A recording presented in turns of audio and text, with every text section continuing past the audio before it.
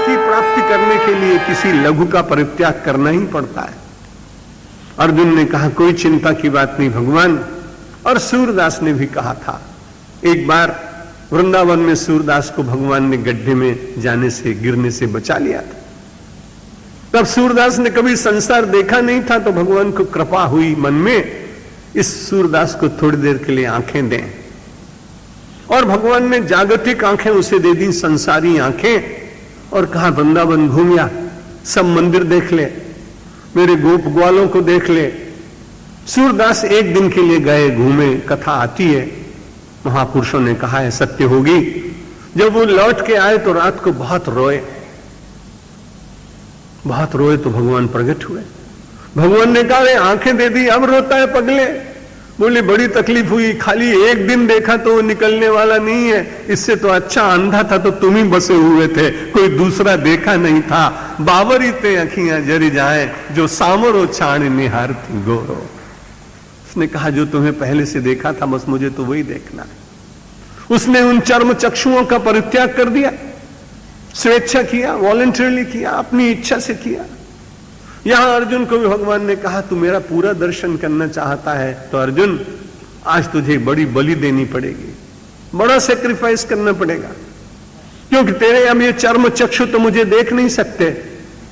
तो उसने कहा कोई चिंता की बात नहीं, जितना तुम्हें देखा मैंने बहुत अच्छी तरह देखा, मानो मैं अंध हो जाऊं तो मैं कभी तुमको उपालन में नहीं दूंगा कि तुमने मेरी आंखें मुझसे क्यों छीन ली।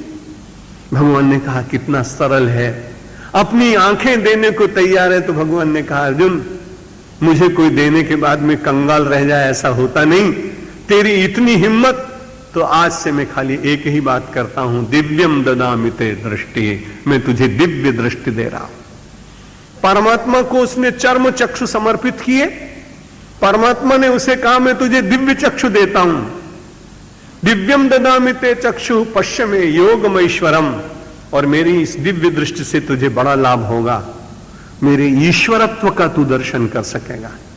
अभी तक तुझे कृष्ण केवल कृष्ण दिखते थे, तुझे कृष्ण दिखाई पड़ते थे चक्र सुदर्शनधारी, तुझे कृष्ण दिखाई पड़ रहे थे गोवर्धनधारी, तुझे कृष्ण दिखाई पड़ रहे थे रासलीला करने वाले, तुझे कृष्ण दिखाई पड़ रहे थे सारथी श्री कृष्ण, तुझे कृष्ण दिखाई पड़ रहे थे युद्ध के मैदान में और पांचजन्य शंख फूंकने वाले।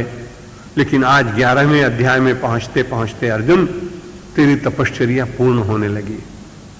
आज मेरा हृदय बड़ा करुणा से, उदारता से इतना अभिभूत है कि मैं तुझे कुछ देना चाहता हूं।